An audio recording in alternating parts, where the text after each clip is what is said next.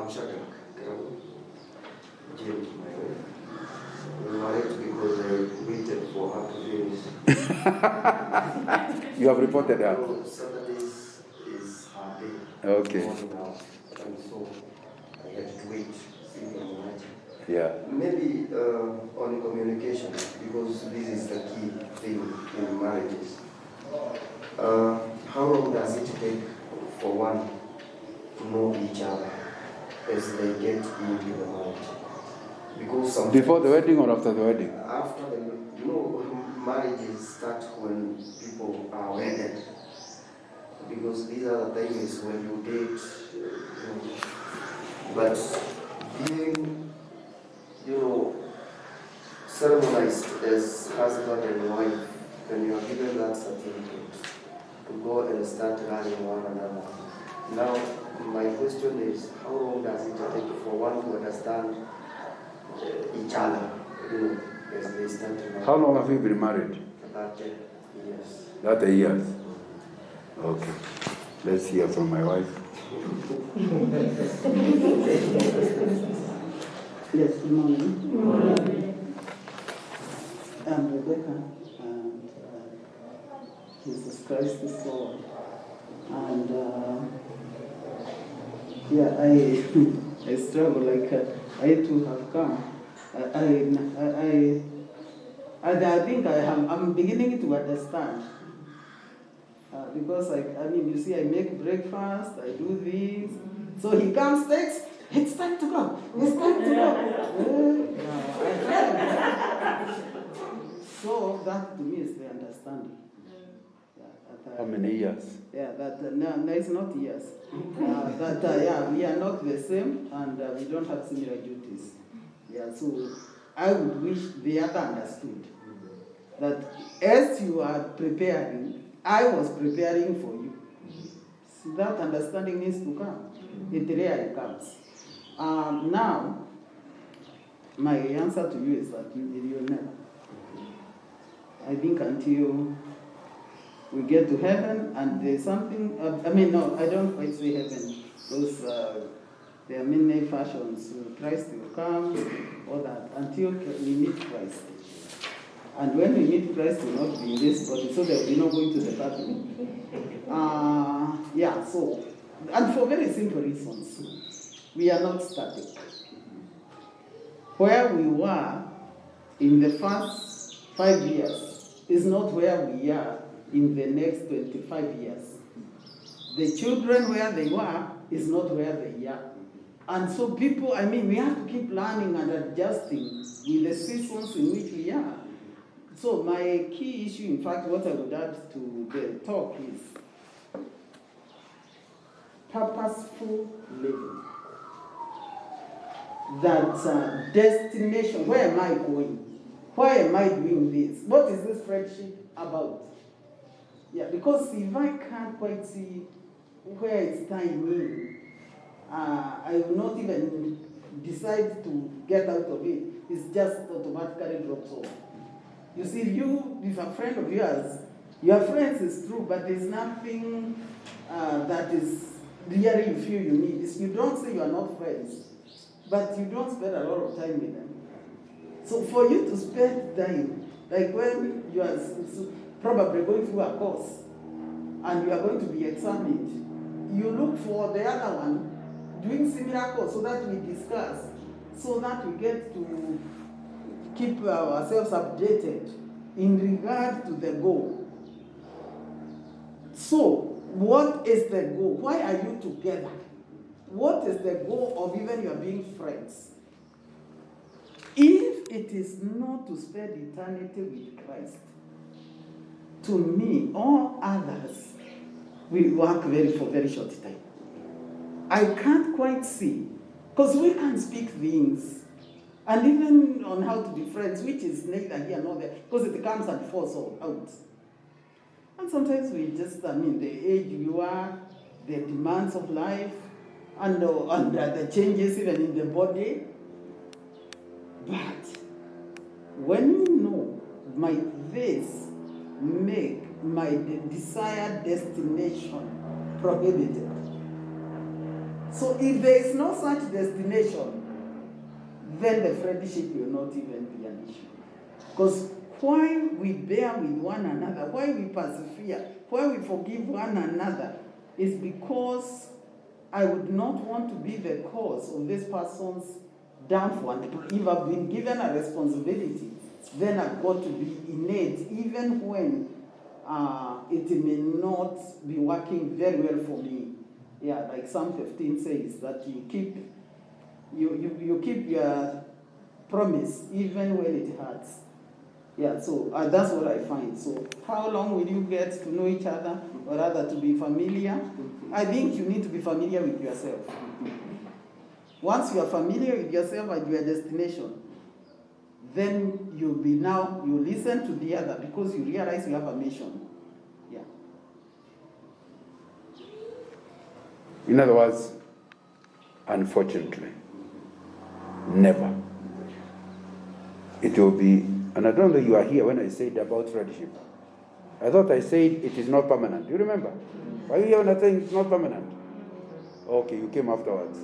Yeah, I had covered that. That there is, even after 40 years of marriage, we are still having to, the same way as when we were courting, the courting has to continue. If I used to buy mandazi then, I better buy mandazi now. And now when I stop, the friendship also stops. So it's been continuous. So it will never happen. Unfortunately. Maybe fortunately, because it gives you something to do all your life. Are we clear? Yeah. Okay. But that's a very good question. It doesn't have to be a question, it can be a comment. Is there something that was said and it blessed you? Repeat it in your own words. Yeah, thank you. Me, what has really blessed me is the issue of handling the in-laws, what you mentioned. What I've gone through by it is something that I've heard from so many people and it has come clear. Especially that when you are born again, the issue of living and starting your family. In the time you begin now, you are now two and now you are one. Yeah. Now you the parents. So when a parent now comes to your house and he or she happens to cause problems, you have that courage of telling him or her and leave this in the family about your husband. That person with that courage that what you're doing is right, because at times when there people maybe feel like, I'm having this person, and yet it is not fruit. And what I've also learned is that from what you have told us is also in marriage it needs also a lot of patience. But if you have patience, then you'll be able to learn more from your spouse. For example, recently I just discovered that I actually didn't know that. I discovered recently that at times when you wake up in the morning, that's the way I say that when you are preparing, maybe you should prepare breakfast. Maybe it's like a Sunday, you wake up, all of you, and then she goes to some drink tea, and then you are taking a shower. Then within 5 minutes, you have finished and say, okay, I have to go. And yet, she has been doing something else. And I'm ready to go, and she's not yet ready. So you either cannot be a little patient, be able to go together because she's also preparing you. So that I've also discovered that it is patient, and if you are going at a higher speed, you know, to use something like go at the same level. You know, sometimes you assume it's a woman who is behind. We had a neighbor when we were newly married. It's a wife who always waited in the car. It took the man longer to prepare than the wife. So we always look through the window, the man was still waiting. And she might wait here for half an hour, waiting for the husband. So it's not a woman, it's not a gender issue. It's a personality issue. There are people who keep time. And I know part of that, for example, for me, keeping time, it's my personality. I'll be very hard, and she knows it. I'll be very hard to be late. So like now in the morning, she's only, you go, I'll come. And she did, isn't it? That's what the understanding we are talking about. That she understands she can't keep at that speed. Therefore, we find a way of sorting ourselves out. So I come. Because in 1967, when I did my KPE, I was the time prefect. That's not yesterday, isn't it? And I knew I had to wake up. I used to wake up in the dark. We did not have a torch, a milk. And after finishing milk, I wash, and I'll be in school before 7. Now, that entered into me. It is possible, whatever time, to be there on time. Now, your wife has not come from the same background, so you need to understand each other. Now, but let's not create the impression that women. There are many women who are timekeepers because of a personality issue, rather than, it's not necessary. There are women who are waiting for their husband. Yes. I tell you. You are one of them. Oh, thank you for confession. You can keep time versus the mission. Yeah, so that's why it's important for the purpose of keeping the time. Yeah. Because you can keep time for time's sake. That's why the two of you must understand each other. And that's the critical thing. But if you read my book, I told you there's a book I've written on how to face marriage challenges. One of them is that personality issue. Because you still must be married despite the difference in personality. Anyway, who else? So it can be a comment like his. It doesn't have to be a question. Yes, brother. Thank you so much, Brother John. And I don't know whether I missed this, but I saw my wife write some comment on money. So when I was outside, but my question is, kindly comment on the issue of money and marriage. I know it's very big, very broad, but I wanted to specifically focus on how the balance between, I call it chasing for money versus your marriage or the family. Like you work hard, you spend more time outside and so forth, and then there's also a balance with the family. It's a tight one. My wife was saying it's not either or. It is, first of all, to agree on purpose. Why did you get married? Now, once you are both committed to that purpose, you look for money to support the purpose. Any looking for money that affects the purpose, you stop the money. Because you don't live for the money, you live for the purpose. So that's what you do. So it means that, for example, your wife can get a job in Japan as the ambassador. But if she realizes that will break her marriage, she says no to the, how can you refuse such a big post? I value my marriage more than money. Because money is only support for my purpose. I believe God created me to be in this marriage. And I want to go to heaven. And heaven, they don't require money, isn't it? So it's important. So that's the way to deal with it. So don't ever put them different. You are making a choice. Always ask, how is my money-making process helping my purpose? And with that, everything sorts itself out. Because anytime you see, it's just like another reason we are alive is to honor God, isn't it? Now, money helps to honor God. So, if you are going to get money in a way that dishonors God, so that you tithe. There are people who tithe billions because they also stole billions. Now, it doesn't honor God, does it? Because we can get very impressed. He gave 3 billion to the church. But God knows you stole it. So it's important to understand purpose, which is what Mike was saying, is critical. Each couple must write their vision statement. The same way you do it for your business, you need to come out, and I've written another book, Discovering Your Life's Purpose, how to develop a vision statement. And it will be important that each couple sit together to agree, why were we married? If we are married for 50 years, what will change on earth? Because we got married. That's vision. Then mission, which is a verb. What shall we do to achieve that vision? Then core values. What are the things we cannot give in on? We are committed to these values. I can't break them. Every marriage has them. If you create those 3, everything else becomes easier to decide. Because you don't want to do anything that affect your vision, that affect your mission, and affect your core values.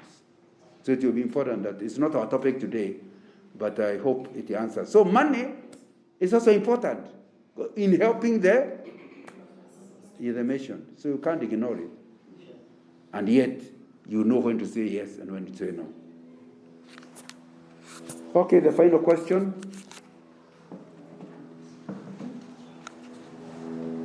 Oh, sorry, go ahead. Thank you very much, Mr. Ngana and Mrs. Ngana, for the positive insights. When I came in, I think I came in with a very open and blind mind. But so far, after the presentations, I feel really encouraged, based on the fact that I've really touched on the aspect of the recommendations that you gave. First, being that marriage is all about allocation of time, communication, creation of one-on-one time. You use this eyeball to eyeball.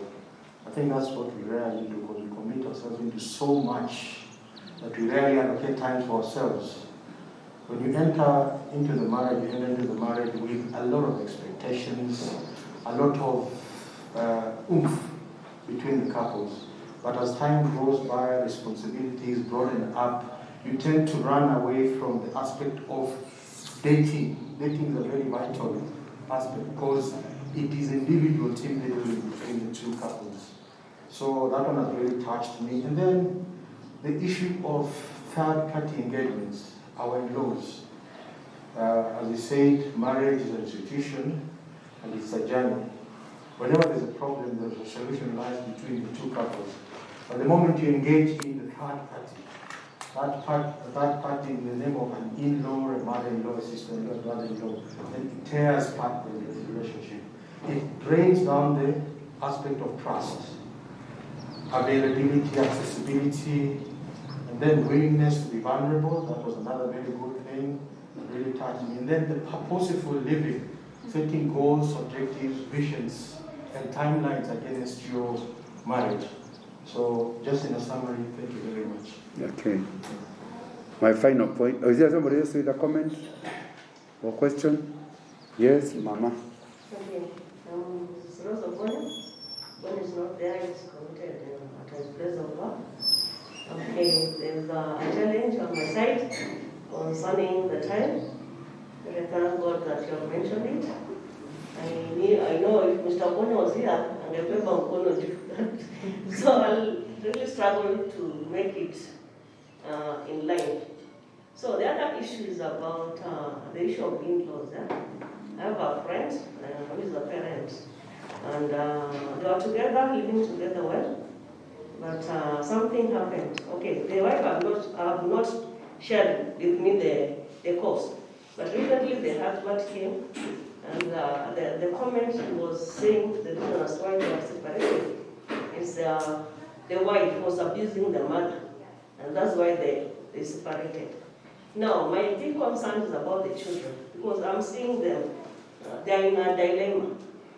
So the husband made a quick step of marrying another wife, and this is causing the children now to they're like boys. So how can you advise such a parent, or these two parents? Because I've not heard the other side of the wife. That's a real good, an important issue, because really, everyday living, there is no formula. That's why in my heart, I think I concluded what Jesus Christ said: love the Lord your God with all your heart, love your neighbor.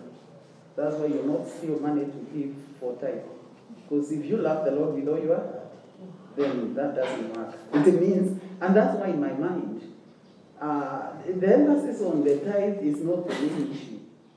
It's the love of God in place.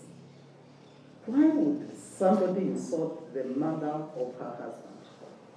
Isn't that revealing something happening? She is not being listened to. Because there could be something the mother-in-law is doing, or she thinks did in the past, or something that makes her, I mean, she's trying to be hard. Like I keep saying, I mean, don't just judge people on the face value. You know, for somebody to start calling you names, there must be something. And I think that's where you need to pause. You don't respond immediately. Give yourself time so that you find out what is the pain.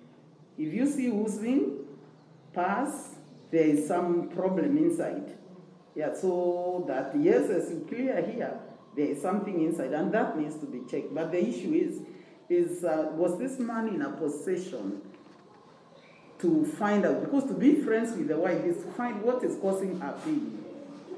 Why is she and so unfriendly to her mother, to his mother? You know, something that I keep saying, we all need to pause. Because you are, the mother of the other side is not your mother, and sincerely, there's a way you can't quite recreate history to make her your mother. So, but you have to put yourself to see, this person is my husband's mother. And so, she, you know, I like my babies when they come, when they were coming, and see, you hold them, there's something so nice about your baby. They look into your eyes, like when they are breastfeeding, and there is something that I call it heavenly. Now this husband of mine, that is the woman that got that body with. So that even as I relate with him, I need to put myself in her shoes, in her expectations, and so that I start asking, does she understand? So I think that requires a lot of love, patience, kind of, conversation, this talking, so that you see, where is this pain coming from? Now you are saying the man was not patient enough. Certainly, anybody's mother insulted. I mean, we are connected. Our Ubere Kokod was connected. So you can't insult my mother. Even if, that's something I say, even if you hear me talking negative about my mother, don't join. Don't join. In fact, the best you can say, yeah, because you need to listen. And it look like you are here. But don't start giving you ideas. Because she still remains my mother. Are you getting? So that the moment of anger is not always. In fact, when you start saying, yeah, yes, I also know. When out of that mood, I'll see you as the enemy. Because remember this is I'm saying the connection is not superficial. Yeah, so that we must be careful in how we relate with people and those with whom there are those very tight historical bonds, or rather biological and all that. So, to me, for the man to go to marry another wife, he was impatient. He didn't deal with the first issue. And now, even the second one, you see, if there is something the mother is doing, you know she'll do it. So you end up in the same problem. Will he now go marry another one? So it will continue to cause problems. So my suggestion is that he needs to come to terms with himself and start seeing. You see, like if you see a house is leaking, you need to take time to see exactly where is this leak, so that you address the issue without just moving out, because even the other one will have another leak here. So I would encourage you. But now that you are in the mess, he needs to again determine that this is my mess. How do I make the children, and even the wife, that the first wife, how do you handle them? I think you need to encourage them that he has responsibilities that he needs to work on, and not to destroy his children in order to repair his past. Because his relationship with the mother can work well. What about the children? Yeah, so to me, there is a journey there that needs to be walked. Yeah, very clearly and deliberately. Yeah. And unfortunately for him, he did not attend our seminar. You have attended. And you now know, clearly, you must love your mother. But she cannot come into your marriage. That the reason her husband is my friend, The reason why he got you is because he first of all left his mother. So the mother is a visitor. You can maintain that distance. If she comes to your home, she comes as a visitor. She doesn't, today is Ugari. It's not her house. She eats whatever the daughter-in-law says. And when the husband realizes the mother is refusing to be a visitor, they go out for a walk. Says, Mom, did you forget this is not your house? That's not for the wife to do it. It's for the real son. Because if the wife talks, there'll be chaos, isn't it? But if the real son says, Mom, please understand, here you're a visitor. If you leave me with the problems, how will you enjoy me after you are gone? Me left, sleeping on the floor. Now, if she truly loves you, she'll close her mouth, isn't it? So the most in-law problems have to do with undeveloped husbands. Like now, that man discovered his mother is insulted, but did not behave maturely.